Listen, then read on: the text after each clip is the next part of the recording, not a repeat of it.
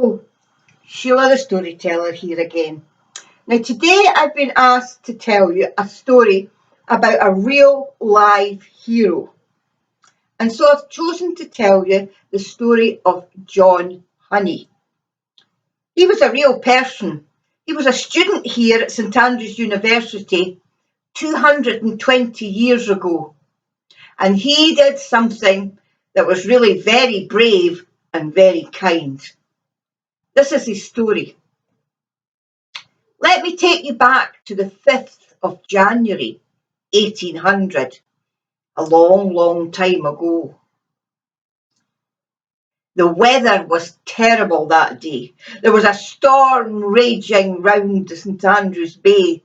The wind was howling through the streets of St Andrews, driving before it sleet that was almost horizontal.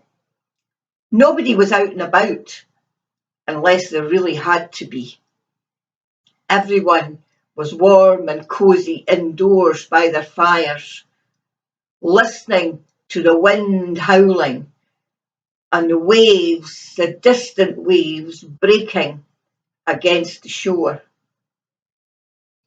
Now there happened to be one group of gentlemen, a group of merchants from round the coast, and they were sitting by the fire in the old Black Bull Inn, the main tavern in the town at the time, that was situated down at the east end of South Street.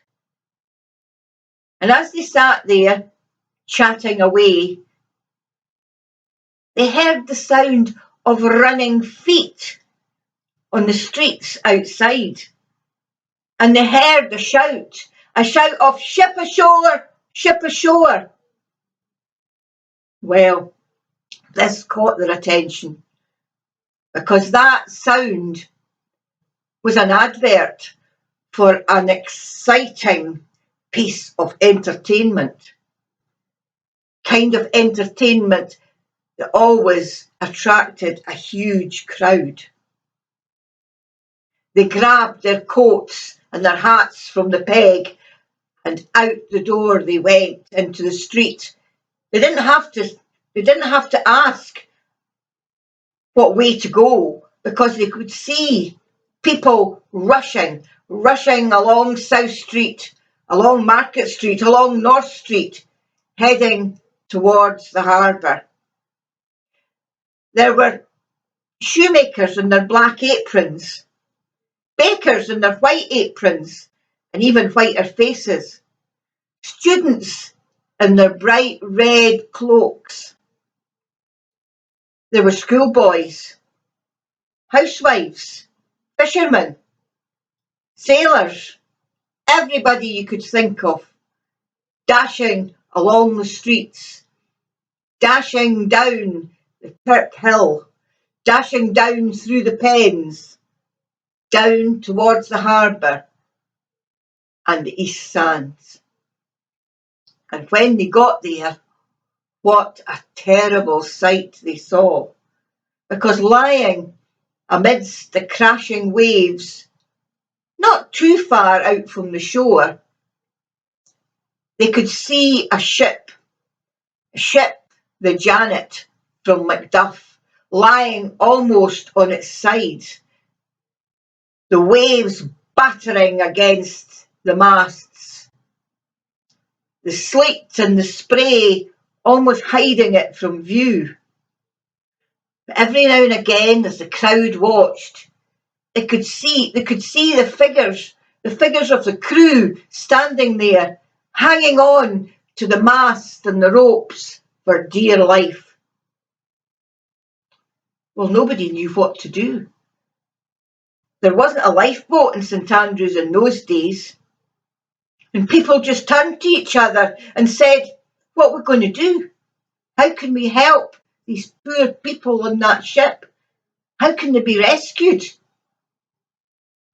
Now, there was many, many brave people, I'm sure, in that crowd, but none could or were brave enough to enter the water and attempt to rescue the crew of the ship.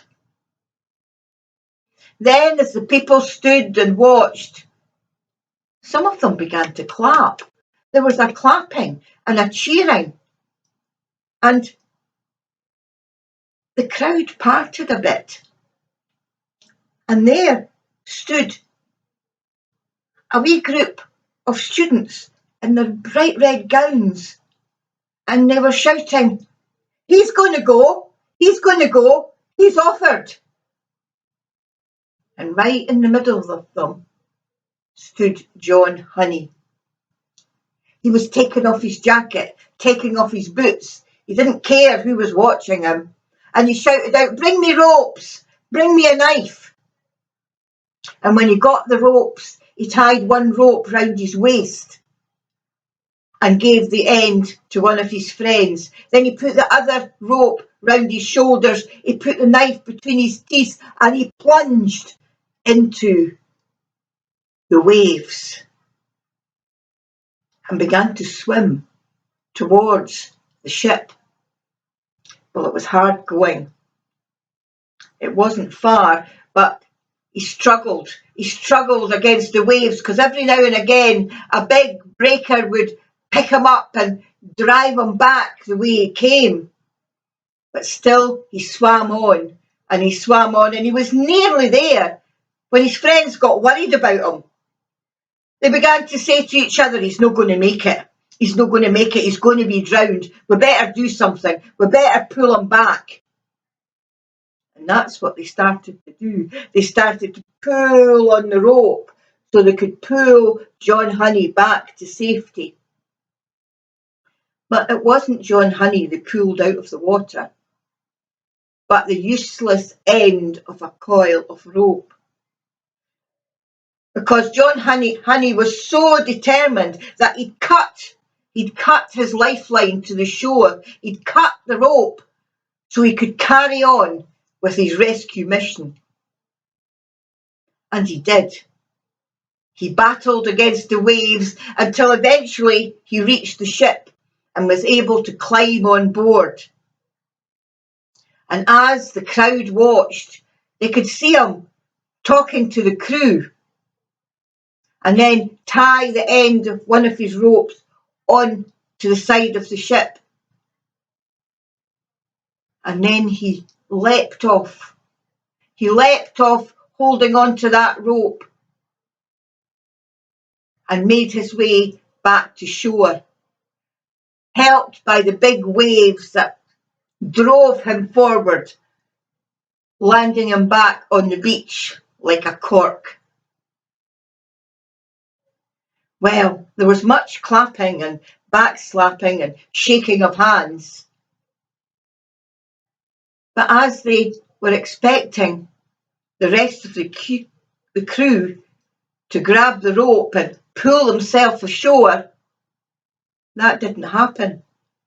Because as they watched, the poor crew were so terrified, they were still standing there, hanging on to the mast and the ropes on the ship, too scared to jump in the water. Well, John Honey wasn't going to let them drown. So handing the end of the rope to one of his friends, he used the rope to pull himself back to the ship. He clambered up again, he grabbed the nearest sailor, and together they jumped over the side and pulled themselves onto the shore. And when that first sailor was deposited on the sand, John Honey went back again, and back again, and back again, until all 4 of the crew had been safely rescued. The only one left was the cabin boy.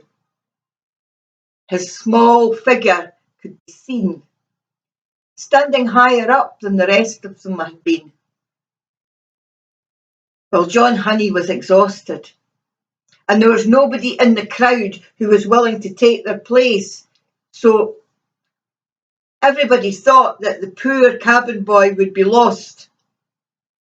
But he screamed and he shouted for his mother, and at that John Honey took himself back into the water again. It was a lot slower this time, but eventually he managed to make his way back to the ship. He climbed on board.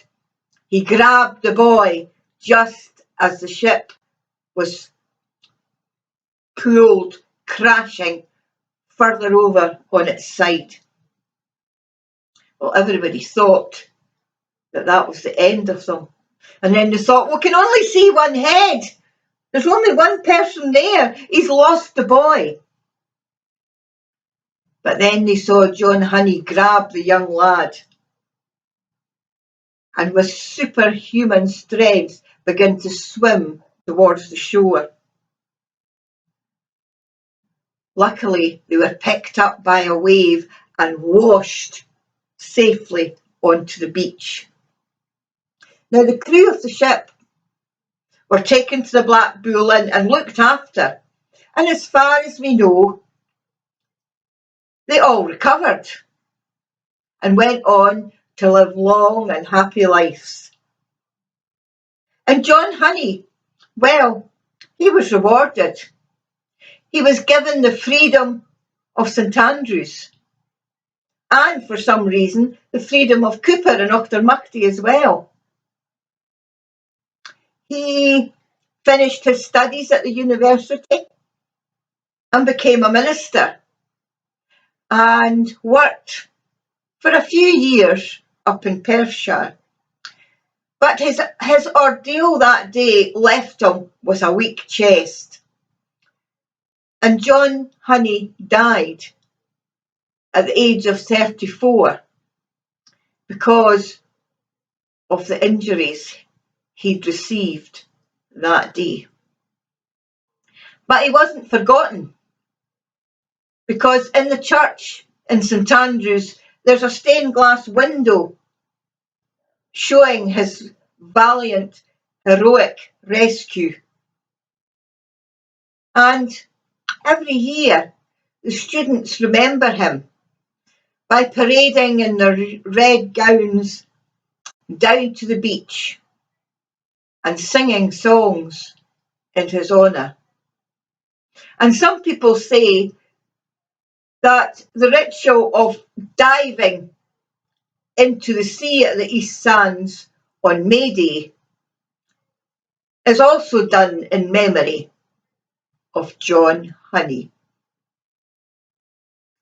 Thank you for listening to that little piece of local St Andrews history. Bye for now.